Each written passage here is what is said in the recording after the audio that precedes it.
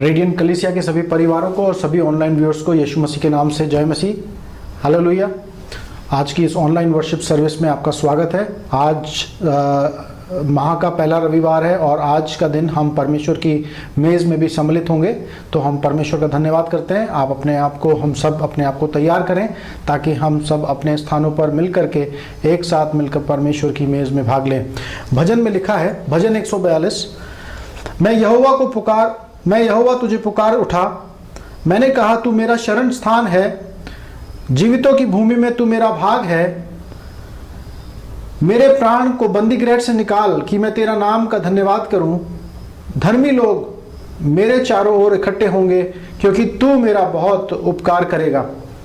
परमेश्वर की यही वाचा है कि परमेश्वर अपने लोगों को पूरा पूरा छुटकारा देने वाला है। आइए हम प्रार्थना करें।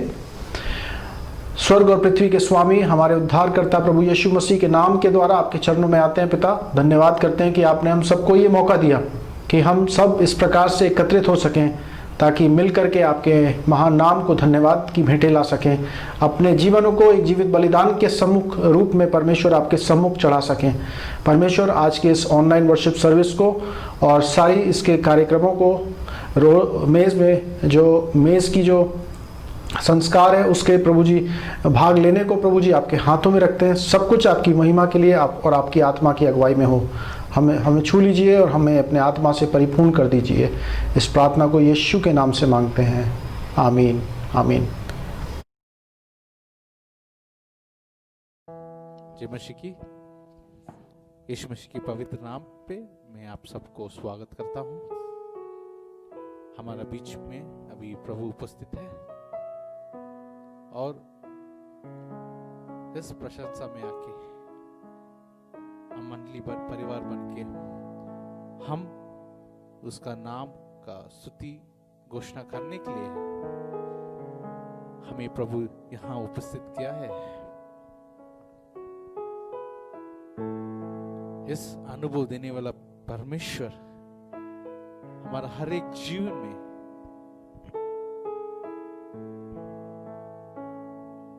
क्रिया करके है। और अभी मुझे पता है आपके बीच में, हमारा परिवार के बीच में मैं उसकी कृपा अनुसार उसकी प्रेम को हम समझने के लिए, उसकी कृपा को हम जीवन में पाने के लिए यहाँ हमें बुलावा दिया है। हाँ मेरे भाई और बहनों, हम सब तो इधर यीशु मसीह के पवित्र नाम से, उसकी प्रेम से, उसकी कृपा से, उसकी अनुग्रह से यहाँ उपस्थित है। इसलिए आज की हमारा ये मंडली में इस आराधना में भाग लेते समय हमारा सर झुका के हम प्रार्थना करेंगे। पिता परमेश्वर, धन्यवाद इस दुनिया को प्रभु आप सृष्टि करने से पहले सब कुछ जानते हुए हमें प्रभु इस नया जीवन का अनुभव देने के लिए 2000 साल पहले हमारे लिए तो प्रभु आप अपना जीवन बलिदान दिए थे। इस समय पे प्रभु या आपकी चरण में आने वाले सब लोग को प्रभु आप स्वीकार करो। हालेलुया। हाँ प्रभु,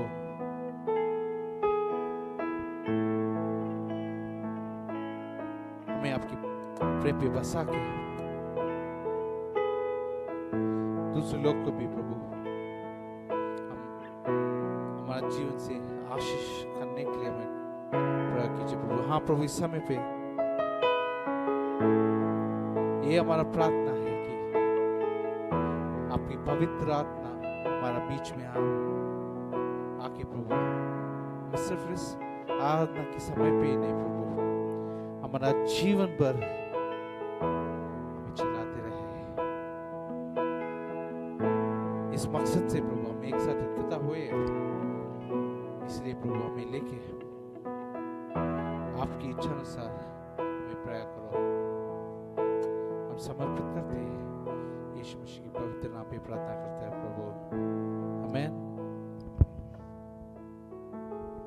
प्रेरित 4 और 12 में ऐसा बताया जाता है, किसी दूसरे व्यक्ति द्वारा मुक्ति नहीं है, क्योंकि समस्त संसार में मनुष्य को कोई दूसरा नाम नहीं दिया गया है जिसके द्वारा हमें मुक्ति मिल सकती है, आमीन, हालेलुया। यहाँ प्रभु का वचन बताता है कि हमारा मुक्ति का नाम सिर्फ एक ही नाम है, वो यीशु नाम, आमीन। इसलिए हम सब तो यहाँ हमारा सर प्रभु के सामने झुका के, हमारा दिल खोल के हम बताएंगे, यीशु आप सबसे ऊंचे हैं, यीशु तपाई को नाम सबे बंदा ऊंचा, हालेलुया, आमीन।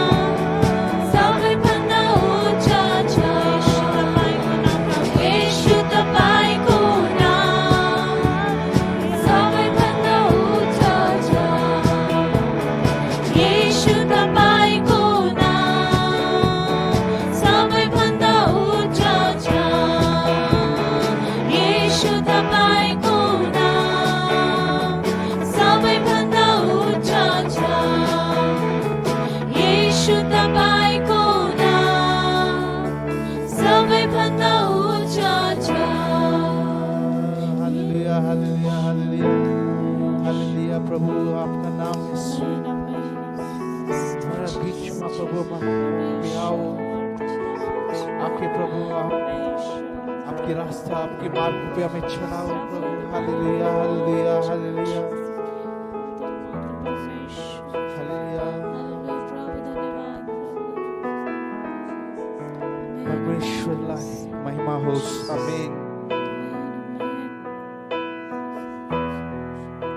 हालेलुया।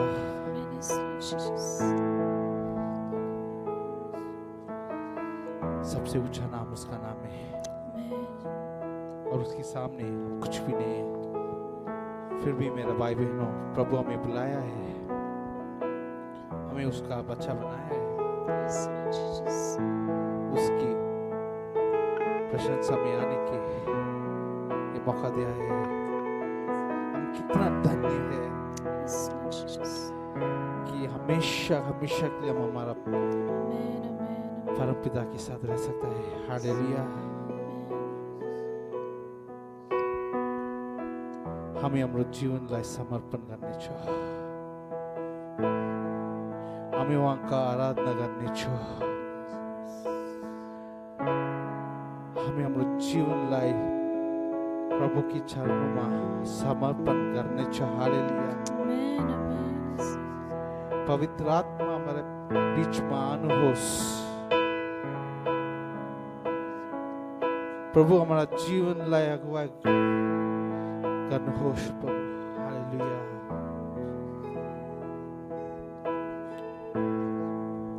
परमपिता, हम समर्पित करते, हम मानते हैं कि आपके बिना हम कुछ भी नहीं है। इसलिए प्रभु हम इस समय पे आपके नाम लेके हम पुकारते आपको कि हमारा जीवन में आके कि आप एक बड़ा काम करो।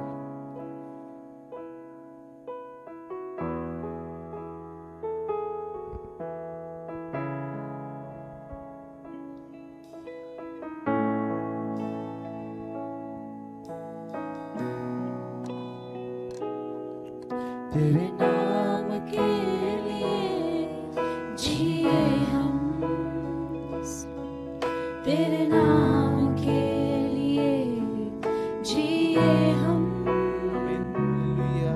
तेरे नाम के लिए हमारा बीच में जिए हालेलुया। हम, आओ प्रभु, तेरे नाम आपकी के पवित्र आत्मा इधर लेके प्रभु जिए हम, हम सबकी जीवन में बसा तू दे। बड़े हम कुछ भी नहीं प्रभु, मैं घटूं, इसलिए प्रभु एक दोबारा मेरे जीवन हमारा से जीवन का महिमा संपूर्ण तुझे तरह की मिले। तू समर्पण करके जब प्रभु मैं हमारा घटूं, प्रार्थना है कि प्रभु हम आपकी जैसी बने। मेरे जीवन से महिमा तुझे मिले। स्तुतियों के बीच में विराजमान प्रभु, तू बड़े और मैं घटूं। स्तुतियों के बीच में विराजमान प्रभु, तू बड़े और मैं घटूं। तू बड़े मैं घटूं, मेरे जीवन से महिमा तुझे मिले। तू बड़े मैं घटूं, मेरे जीवन से महिमा तुझे मिले। यीशु नाम में चंगाई, प्रभु यीशु नाम में आपके नाम में सब कुछ रिहाई, आसानी यीशु से नाम मिले में सच्चाई, सर्वशक्तिमान पिता है। यीशु नाम इसलिए प्रभु भलाई, जीवन यीशु समर्पित नाम करके हम बचाओ, बदलना चले प्रभु। यीशु नाम कि आप में बचाओ प्रभु। हालेलुया। चंगाई, यीशु नाम दोपहर के समय पे रिहाई, हम आपको प्रभु यीशु नाम बचाओ, यीशु महसूस कर नाम सकेंगे, में एक नया अनुभव पाएंगे। चंगाई, हालेलुया। यीशु नाम में भलाई, ओ बड़ा हालेलुया। जीवन से महिमा तुझे मिले। तू बढ़े मैं घटूं मेरे जीवन से महिमा तुझे मिले तू मेरा है मैं तेरा हूँ तू मेरा है मैं तेरा हूँ तू मेरा है मैं तेरा हूँ तू मेरा है मैं तेरा हूँ है खुदा मेरे खुदा मेरा जीवन समय पे प्रभु तेरा खुदा आपसे है खुदा बताना चाहता हूँ मेरे खुदा कि आप ही मेरा साथ है, मेरा आप जीवन ही मेरा मालिक है। तेरा खुदा खुदा आज जब मेरे बीच में मेरे आए, रोज पवित्र आत्मा मेरा जीवन प्रभु अपने जीवन लाया तेरा हुआ गण खुदा हो खुदा है खुदा और प्रभु हम यहाँ पर जीवन लाया मेरे समर्पित खुदा करते हैं मेरा प्रभु। इस जीवन समय पे प्रभु आप तेरा प्रभु खुदा हमें प्रभु बड़े हमारा गलतियाँ निकाल के हमारा पाप मैं निकाल के प्रभु प्रभु इस समय पे प्रभु आपका शांति को हमारे मेरे जीवन अपनी से कृपा को हमारे महिमा जीवन में तुझे हमारे परिवार लोग भी प्रभु जो बीच में जो प्रभु है वो सब तो प्रभु यीशु मसीह के पवित्र मैं नाम में घटूं हम तोड़ के प्रभु यहाँ यही बताना मेरे चाहते हैं प्रभु जीवन से महिमा कि आपके तुझे नाम पे मिले सब तू बड़े विश्वास करते हैं प्रभु मैं घटूं और आत्मिक जीवन में मेरे जीवन से महिमा आपकी तुझे वचनों की मिले आदर से मेरे जीवन से महिमा तुझे मिले मेरे जीवन से महिमा तुझे मिले मेरे जीवन से महिमा तुझे मिले मेरे जीवन से महिमा तुझे मिले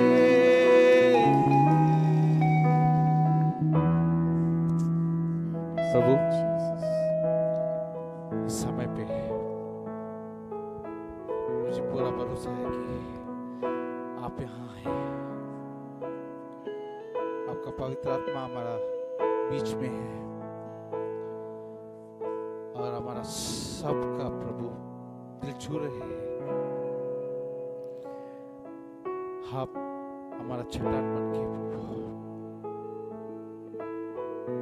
इस समय पे मुझे पता है कि आप सब संकट को प्रभु आप तोड़ के फाड़ने वाले हैं और इसके अलावा प्रभु हमारा जीवन में आप शांति देने वाला है आप एक नया ज्योति देने वाला है हाँ प्रभु मुझे पता है अभी तक हमें तो आप चला के आए इस आने वाले पलों पे प्रभु हम आपका वचन पर हमारा जीवन भी आदर करना चाहते हैं जो आपका दास हमसे बात करना चाहते हैं प्रभु वो आपका बात रहना है आपका वचन अनुसार हमारा जीवन में एक परिवर्तन आके हमारा सारा मकसद यही कि हम आप जैसे बनो कि हम आपको पूरी तरह से जानो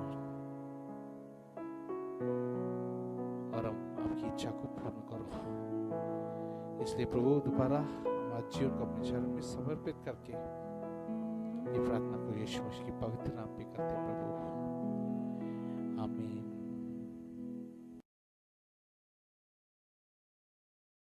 जय मसीह सबैलाई न्याय आजको मुख्य बुदा न्यायकर्ताको पुस्तकबाट छ अनि 3:9 देखि 11 सम्म छ।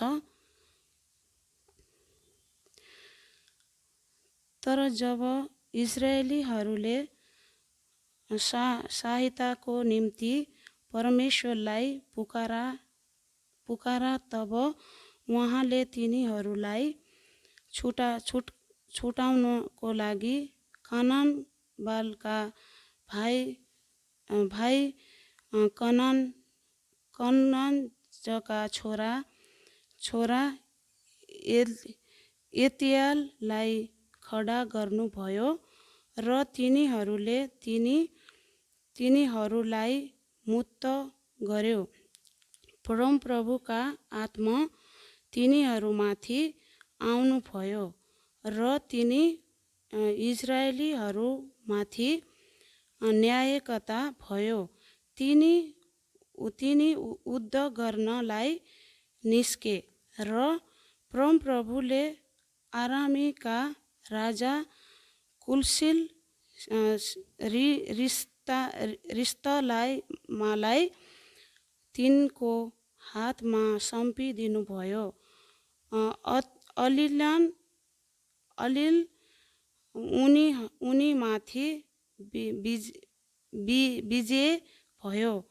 यसरी कननजका छोरा अलेलको मृत्यु नहुन्जेलसम्म 40 वर्षसम्म शान्ति भयो। आमेन। आशा करते हैं कि आपने इस ऑनलाइन वर्शिप सर्विस के द्वारा आशीष को पाया है।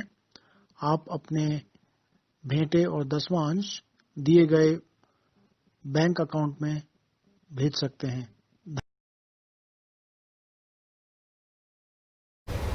हालेलुया। परमेश्वर का धन्यवाद करते हैं कि परमेश्वर ने हमें अपने वचन में जाने के लिए और वचन को मनन करने के लिए एक और अवसर दिया है। और आज के लिए जो भाग चुना गया है वो पाया जाता है न्यायों की पुस्तक उसका अध्याय 3, और उसमें हम एक जो इज़राइल में जो पहला जो न्यायी नियुक्त किया गया जिसका नाम ओथनिएल था उसके विषय में हम देखेंगे। लेकिन उससे पहले न्यायियों की पुस्तक के पहले और दूसरा अध्याय पढ़ें तो उसके बारे में लिखा है कि किस प्रकार से उनका एक सामान्य उनका जीवन किस प्रकार से हो गया था। और ध्यान देने वाली बात है, ये एक ऐसा समय था जब यहोशू जो उनका एक आत्मिक अगुआ था वो मर चुका था और उस पीढ़ी के सभी लोग भी मर चुके थे। और एक ऐसी पीढ़ी सामने आई, एक ऐसी पीढ़ी ने उस स्थान को जो प्रतिज्ञा की भूमि है उसको उसमें रहना शुरू किया जो कि अपने पुराने जो है जीवन को ऑलमोस्ट भुला चुकी थी और एक नए जीवन की ओर अग्रसर थी, एक नए दिशा की ओर अपने जीवन को स्थापित करना चाहती थी। वो बहुत महत्वाकांक्षी एक पीढ़ी थी। बहुत से 40 से अधिक वर्षों के बाद अब उन्हें एक मौका मिला कि अब वो एक स्थायी स्थान के स्थायी भूमि के ऊपर एक स्थायी निवासी के रूप में रहेंगे। और बहुत सी महत्वाकांक्षाओं ने उनके दिलों में जन्म लिया था। इसके बारे में हम देखते हैं कि एक विशेष पाप का चक्र है जो वहां पर हमें दिखाई देता है। और ये पाप का चक्र जो है ये पूरे जो है पुस्तक में उनके इज़राइल का जो राष्ट्र है उसके जीवन जीने के ढंग में दिखाई देता है। और मैं ये बोलना चाहता हूँ कि वो जो ये पाप का चक्र था वो केवल उनके इज़राइल राष्ट्र तक सीमित नहीं था, लेकिन जो है वो सारे समूचे मानव जाति का एक दर्पण है। और किस प्रकार से जो है परमेश्वर लोगों को छुटकारा देने के लिए आया और लोगों को परमेश्वर ने इज़राइल के कौम को परमेश्वर ने मिस्रियों की गुलामी में से 420 वर्ष की गुलामी के बाद जो है उनको बाहर निकाला और उनको एक लंबी यात्रा के बाद एक प्रतिज्ञा की भूमि पर विस्थापित किया। लेकिन हम देखते हैं कि उन्होंने परमेश्वर की आज्ञाओं का पालन नहीं किया और परमेश्वर ने जो आज्ञा दिया उसका आधा ही अधूरा पालन किया और उस प्रकार से धीरे धीरे जो है वो महत्वाकांक्षी हो गए और परमेश्वर को अपने जीवन का केंद्र ना रख करके अपने को अपने जीवन का केंद्र बना लिया। और ऐसी संधियों का जो है उन्होंने स्थापना की जिनके लिए परमेश्वर ने सख्त हिदायत दिया था कि तुम इस प्रकार से मत करना। और हम देखते हैं कि धीरे धीरे वो परमेश्वर की व्यवस्था को और परमेश्वर के किए गए कार्य के इतिहास को भुला दिया, क्योंकि वो इतना ज़्यादा आगे की ओर देखने लगे कि पीछे की ओर मुड़ करके उस परमेश्वर को जिसने उनके परिवार में उनके पूर्वजों में अद्भुत कार्य किए थे उनको देखने के लिए उनके पास समय न बचा। और हम पाते हैं कि उन्होंने परमेश्वर को भुला दिया। जब आप न्यायियों की पुस्तक उसका 2 अध्याय और उसका 12 पद पढ़ेंगे तो वहां पर इसी प्रकार से है कि उन्होंने परमेश्वर को भुला दिया। तो हम देखते हैं कि परमेश्वर जो है उनको, जब वो परमेश्वर से दूर हो गए तो उनके जीवन में एक आत्मिक गिरावट आई और उसका असर ये हुआ कि परमेश्वर के जो उनके विरोधी थे उन्होंने उनको अपने अधीनता में कर लिया। और परमेश्वर अपनी दया में क्या कहते हैं, परमेश्वर अपनी दया में उनके ऊपर, जब वो अपनी गुलामी में थे तो वो परमेश्वर को पुकारते हैं, और जब वो परमेश्वर को पुकारते हैं तो परमेश्वर उनके छुटकारे के लिए न्यायियों को नियुक्त करता है जो उनकी अगुवाई करते हैं, उनको सच्चाई की मार्ग में लेकर के आते हैं और उनको छुटकारे की ओर लेकर जाते हैं। और लेकिन ध्यान देने वाली बात है कि जब उन्होंने उस चीज के लिए पुकारा परमेश्वर को, जो शब्द यूज किया गया, इब्रानी शब्द यूज किया बोकीम और जाक, 2 शब्दों का उपयोग किया गया, बोकीम और जाक। तो ये दोनों जो शब्द हैं ये एक इस प्रकार के दुख को दिखाते हैं जो समस्याओं में पड़ने के कारण होता है, ना कि इस कारण से कि किसी का हृदय पश्चातापी हो। तो ये कह सकते हैं कि ये लोग जो है दुख में थे, लेकिन इनको दुख इस बात का था कि हम संकट में आ गए। इस बात का दुख नहीं था कि इन्होंने परमेश्वर, जीवित परमेश्वर के हृदय को शोकित किया। तो यानी कि इनके हृदय में पश्चातापी हृदय नहीं था। ये तो केवल जो है रिपेंट करने वाले लोग नहीं थे, ये रिमोर्स करने वाले लोग थे। और रिमोर्स किसने किया था? रिमोर्स किया था यहूदा इस्करियोती ने, रिपेंट किया था पतरस ने। दोनों ही ने पाप किया था, लेकिन पतरस ने रिपेंट किया था और यहूदा इस्करियोती ने रिमोर्स किया था। पतरस ने पश्चाताप किया था और यहूदा इस्करियोती ने विलाप किया था। बहुत बड़ा फर्क है। और यहाँ पर हम देखते हैं कि इन्होंने पश्चाताप नहीं किया, इनका दिल टूटा नहीं, लेकिन इन्होंने रिमोर्स किया, इन्होंने दुख मनाया इस बात का कि वो संकट में आ गए थे। और ऐसी स्थिति में जब उन्होंने पुकारा तो परमेश्वर को इसलिए नहीं पुकारा कि वो कहें कि परमेश्वर हमसे गलती हुई, हमें क्षमा करें, लेकिन इसलिए पुकारा कि और कोई उनके पास जरिया नहीं था कि वो किसी और से को पुकार पाते, क्योंकि जो भी उनके देवी देवताएं थे जिनके ऊपर उन्होंने ईमान किया था वो उनकी उस परिस्थिति में उनकी मदद करने के लिए असमर्थ थे। ऐसी स्थिति में उन्होंने यहोवा परमेश्वर को पुकारा और परमेश्वर ने न्यायियों को भेजा और परमेश्वर ने कृपा करी। अगर हम विश्वासघाती भी होते हैं तो परमेश्वर अपने विश्वास योग्यता को हम पर बनाए रखते हैं। ये परमेश्वर की कृपा है, ये परमेश्वर का पिता का हृदय है जो अपने बच्चों के ऊपर कृपा और दया का जो है साया बनाए रखता है। और यदि जो परमेश्वर के लोग उनको छोड़ भी दें तो परमेश्वर अपना साथ उनके साथ बनाए रखता है और उनको छुटकारे के लिए अपने लोगों को निरंतर भेजता है। और यही हम देखते हैं कि आगे जब न्यायियों को भेजा गया तब जो है तब वो छुटकारा पाए। लेकिन छुटकारा पाने के बाद हम देखते हैं कि पुनः वो अपने घमंड में, अपने भोग विलास के जीवन में, भौतिकवाद के जीवन में और अन्य देवी देवताओं को जो सृष्टि है, ना कि सृष्टि करता है, जो सृष्टि की गई चीजें हैं उनकी उपासना में लग गए और जीवित परमेश्वर को छोड़ दिया। और अंत में हम देखते हैं न्यायियों उसका 2 अध्याय और 3 पद और 2 अध्याय और 21 पद कि वहां पर जो है परमेश्वर कहते हैं कि क्योंकि तुमने जो है मुझको छोड़ दिया है और जो है ऐसी व्यर्थ बातों की ओर अपना मन लगाया है जो कि तुम्हें कभी संतुष्ट नहीं कर सकती हैं, इसलिए अब जो है तुम्हारे जो विरोध करने वाली ताकतें हैं वो तुम्हें कांटों के समान चुभेंगी और तुम्हारे लिए जो है वो फंदा बनकर तुम्हारे को आत्मिक और संसारिक जीवन में तुम्हारे को गिराएंगी और तुम्हारे आत्मिक में जीवन में गिरावट का कारण बन जाएंगी। तो इस प्रकार से हम देखते हैं कि उनके जीवन में उन्होंने अपने आप को नाना प्रकार की परेशानियों से छलनी कर लिया और परमेश्वर का व्यवस्था जो है, परमेश्वर की वचन जो है उनसे परे हो गया। और उन्होंने न केवल अपने आप को परमेश्वर से दूर कर लिया, लेकिन जो उनका नैतिक कंपास था वो भी पूरी तरीके से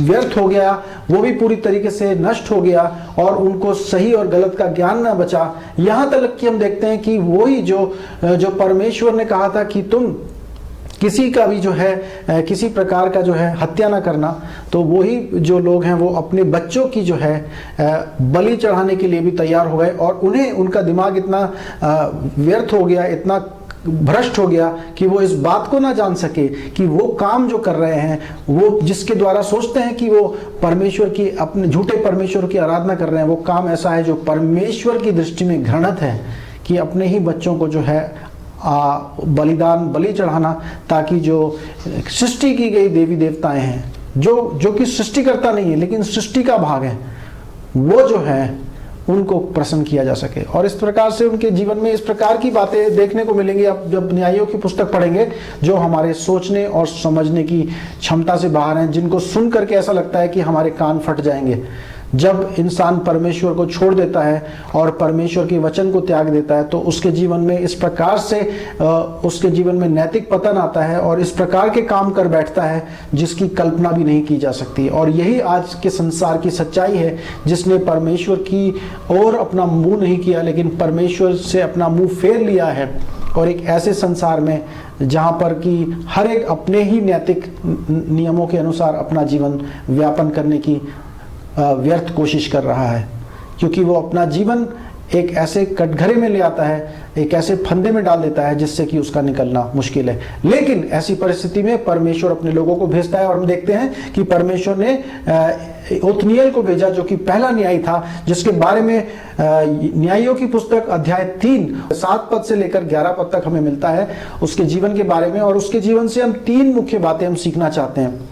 पहली बात जो है कि ओत्निएल ने जो है परमेश्वर के आत्मा के प्रभाव के नीचे अपना जीवन बिताया। दूसरी बात जो है, जो हम देखते हैं 3 पद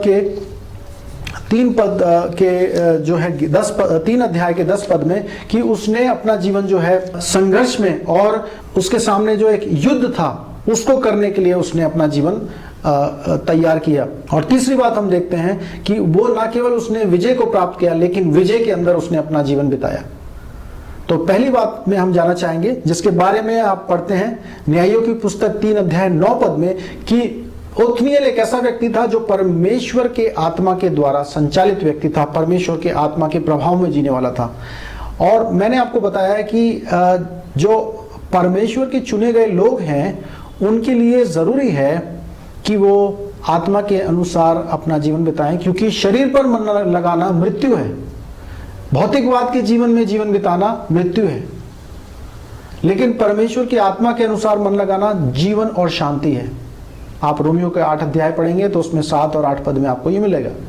तो यहां पर मैंने एक चीज और बताई है कि जो इसकी कुंजी है, जो आत्मा के अनुसार जीवन बिताने की कुंजी है, वो रोमियो का 8 अध्याय और 5 और 6 पद में मिलती है। क्योंकि वहां लिखा है कि जो आत्मिक बातों की ओर मन लगाते हैं, वो जो आत्मा की मनसा है, जो आत्मा की अभिलाषा है, उसको पूरा करते हैं। लेकिन जो शारीरिक बातों की ओर मन लगाते हैं, वो शरीर की मनसाओं को पूरा किया करते हैं। तो आज आपको और मुझे ध्यान करना है कि हमारा मनन का केंद्र क्या है, हम किन बातों की ओर अपना फोकस कर रहे हैं। अगर आप संसार की ओर बहुत ज्यादा फोकस्ड हैं, तो ध्यान करिए कि आप संसारिक हो जाएंगे और संसार की अभिलाषाओं को पूरी करेंगे। लेकिन अगर आप परमेश्वर की ओर केंद्रित हैं, तो धीरे धीरे परमेश्वर की सच्चाई और परमेश्वर की सामर्थ आपके अंदर प्रवेश करेगी और आप परमेश्वर की अभिलाषाओं को पूरा करेंगे। तो आपको अपने आप से ये पूछना है, मेरा फोकस, मेरा जीवन का मेन गोल, मेरे जीवन का मेन जो मनन है, मनन का केंद्र क्या है।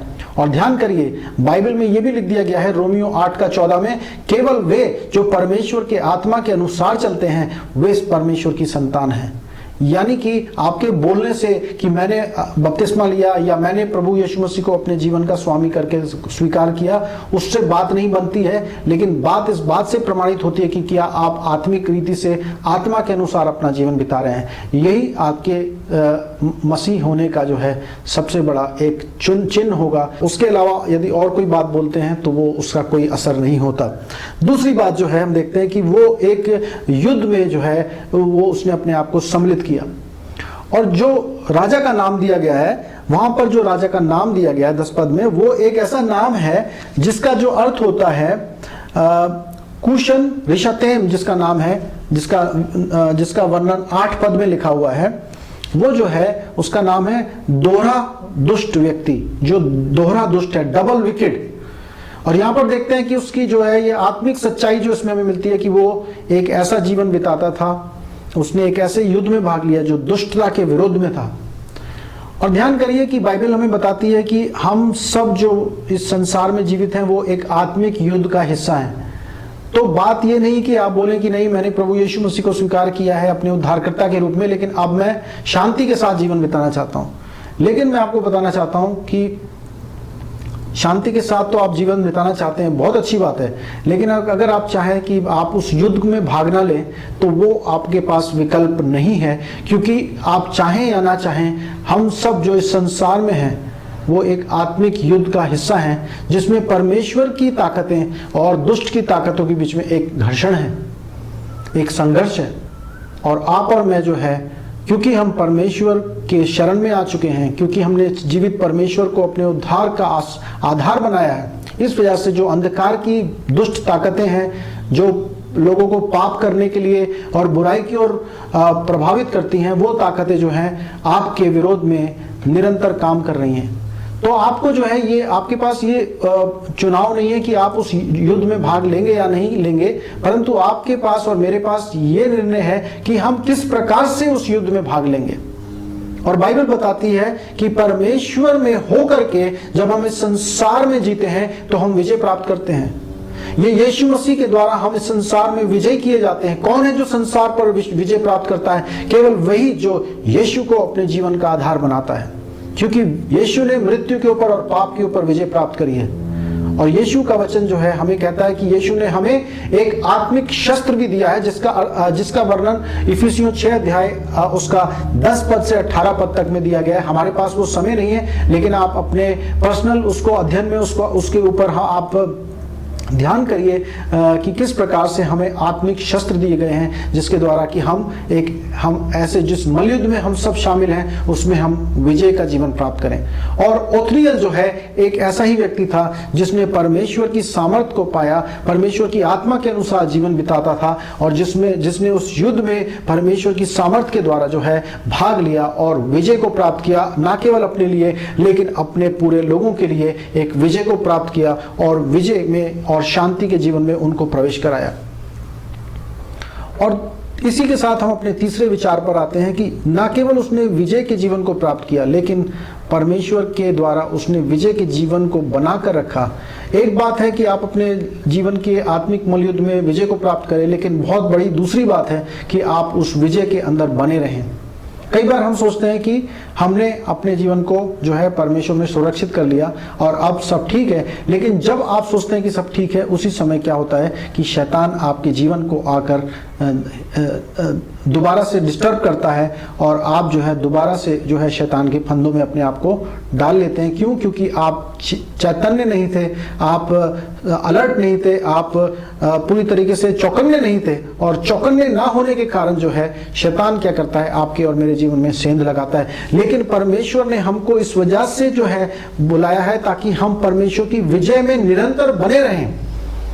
लेकिन होता क्या है कि हम कभी विजय में जाते हैं तो कभी हम गिरावट में जाते हैं। लेकिन परमेश्वर के इस न्यायी के विषय में हम देखते हैं कि 40 वर्ष तक जो है उसने शांति के साथ लोगों को जो है अगुवाई किया, और वहां पर जब तक वो न्यायी रहा तब तक उसके न्याय काल में जो है किसी प्रकार की कोई संकट या किसी प्रकार की कोई समस्याओं का, अशांति का उन्होंने अनुभव नहीं किया।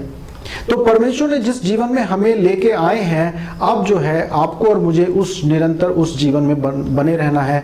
और विश्वास के द्वारा जो जीवन की दौड़ आपने शुरू करी है, उस दौड़ के अंदर आपको और मुझे हमेशा के लिए परमेश्वर ने चुना है। मैं आपके सामने 2 सवाल रखना चाहता हूं कि क्या आपने उस परमेश्वर की शांति में प्रवेश किया है? प्रभु यीशु मसीह ने कहा, मैं तुम्हें ऐसी शांति देता हूं तो जो तुम्हें जगत नहीं दे सकता है। तो यदि आप परमेश्वर की शांति में नहीं जीवन बिता रहे हैं तो पहला कदम आपके लिए होगा कि आप प्रभु यीशु मसीह को अपने जीवन के स्वामी और उद्धारकर्ता के रूप में स्वीकार करिए और अब उनकी शरण में अपना जीवन दे दीजिए, और तब यीशु की शांति जो समझ से परे है वो आपके जीवन में प्रवेश करेगी। और दूसरी बात, जो लोग परमेश्वर की शरण में आ चुके हैं, मैं उनसे पूछता हूं, क्या आप परमेश्वर की निरंतर विजय के अंदर अपना जीवन बिता रहे हैं? 2 कुरिन्थियों 2:14 में लिख दिया गया है कि हम परमेश्वर का धन्यवाद करते हैं जो प्रभु यीशु मसीह में निरंतर हमें विजय के जो है उत्सव में लिए जाता है। ये यीशु मसीह के द्वारा जो है हम विजय के उत्सवों में जाते हैं। इस बात को ध्यान करिए। यदि आप परमेश्वर के आत्मा में चल रहे हैं, यदि आप परमेश्वर के उस युद्ध में एक सक्रिय रूप से परमेश्वर की सामर्थ के द्वारा भाग ले रहे हैं, तो आप कभी कभी विजय नहीं होंगे। आपको परमेश्वर एक विजय के निरंतर अनुभव में ले जाना चाहते हैं और उसके लिए परमेश्वर ने आपको और मुझे चुना है। तो आइए आज हम अपने आप को तैयार करें कि अपने पापों से, अपने भटकाने वाले जो हृदय जो हर इंसान के अंदर है कि वो भटकने की अभिलाषा रखता है, वो कुछ नया ढूंढने की अभिलाषा रखता है, वो भौतिकवाद की तरफ आकर्षित हो जाता है, वो जीवित परमेश्वर को छोड़कर जो सृष्टि की चीजें हैं जिनको पूजा जाता है उनकी ओर जो है अपने आप को अपने कदम को बढ़ा ले जाता है। और परमेश्वर के जो कार्य हैं, बड़े बड़े कार्य हैं जो परमेश्वर ने उसके जीवन में और कलीसिया के जीवन में किए हैं, उनको भुला देता है।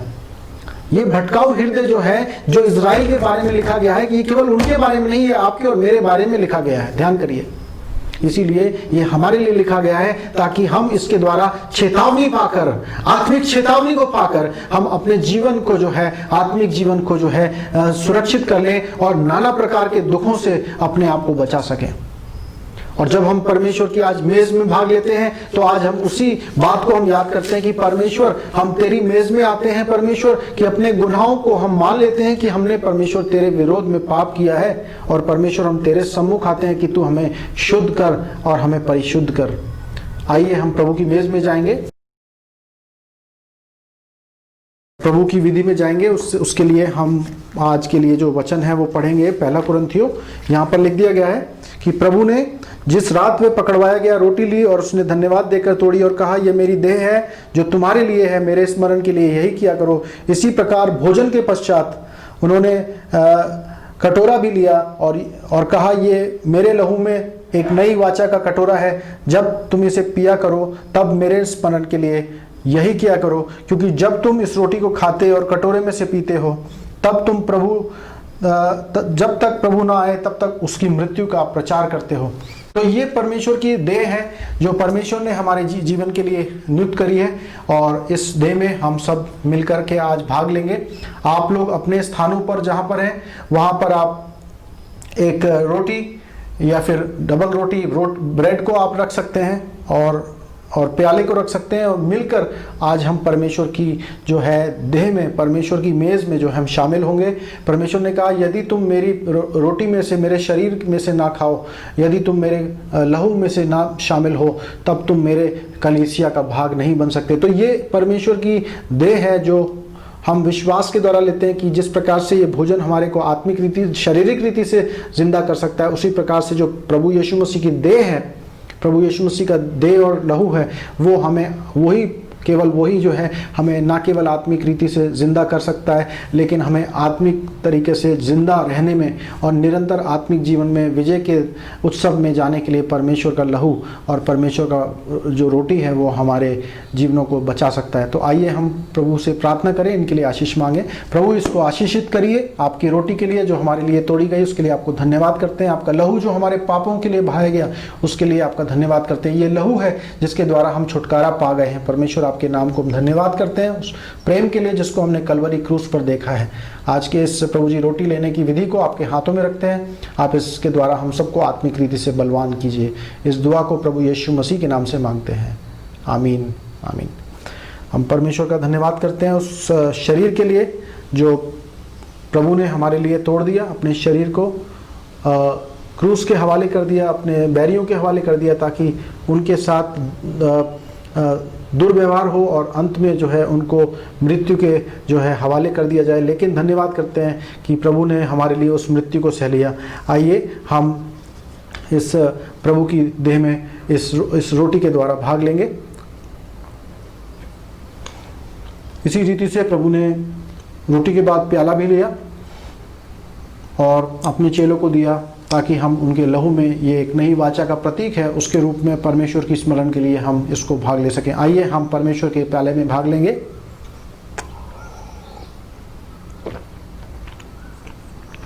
परमेश्वर का धन्यवाद करते हैं कि उन्होंने हम सबको अपने मेज़ में बुलाया और आज के इस प्रभु भोज की विधि में हम सब शामिल हो सके। मैं उम्मीद करता हूं कि आप सब ने परमेश्वर की उपस्थिति और सामर्थ का अनुभव किया है, और परमेश्वर के इस मेज़ में लेने का मतलब ये भी है कि हम परमेश्वर की मौत का ऐलान करेंगे। तो मौत का ऐलान कैसे करेंगे? कि जब आप अपने आप को परमेश्वर में मरा हुआ मानेंगे, ताकि परमेश्वर आपके और मेरे अंदर जीवित रह सके और परमेश्वर अपने कार्यों को हमारे द्वारा अंजाम पूरा कर सके। तो आइए हम उसके लिए अपने आप को एक बार फिर से सौंपते हैं और प्रार्थना के द्वारा आज की इस आराधना सभा को अंत करेंगे। पवित्र पिता, आपका धन्यवाद कि आपने हमें संभाला और इस विधि में भाग लेने का मौका दिया, अपने वचन के लिए और इस प्रभु जी पूरी सभा के लिए आपको धन्यवाद करते हैं। और हम प्रार्थना करते हैं कि हमें आत्मिक रीति से बलवंत करें ताकि हम आपके कामों को पूरा कर सकें। हम सब कुछ आपके हाथों में रखते हैं प्रभु जी। पूरे दुनिया के अंदर सभी लोग जो परेशानी में है, महामारी के कारण संकट में है, उन सब के ऊपर आपकी दया चाहते हैं। हम सबको आप अपनी पनाह में रखें, अपनी क्षमा दें और अपने जीवन के उत्सव में, अपने विजय के उत्सव में हमें आगे की ओर ले चलें। इस दुआ को प्रभु यीशु मसीह के नाम से मांगते हैं, आमीन। अब हमारे पिता परमेश्वर का प्रेम, प्रभु यीशु मसीह का अनुग्रह और पवित्र आत्मा की सहभागिता और ना टूटने वाली संगति, विजय देने वाले परमेश्वर का आत्मा अब से लेकर हम में से हर एक के साथ हमेशा हमेशा तक होते रहे, आमीन आमीन। प्रभु आप सबको बरकत और आशीष दे। प्रभु की आत्मा में, भरपूरी में और विजय के जीवन में, शांति के जीवन में आप आगे बढ़ते जाइए यीशु मसीह के साथ, आमीन।